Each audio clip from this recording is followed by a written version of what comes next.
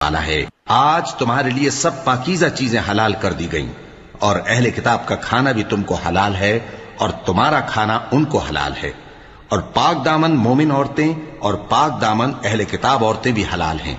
جبکہ ان کا مہر انہیں دے دو،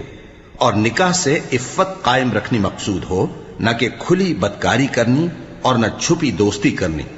اور جو شخص ایمان کا منکر ہوا اس کے عمل ضائع ہو گئے اور وہ آخرت میں نقصان پانے والوں میں ہوگا۔ مومنو،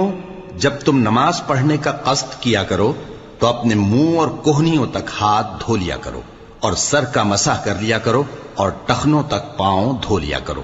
اور اگر جنابت کی حالت میں ہو تو نہا کر پاک ہو جایا کرو، اور اگر بیمار ہو یا سفر میں ہو یا کوئی تم میں سے بیت الخلا سے ہو کر آیا ہو یا تم نے عورتوں سے مقاربت کی ہو،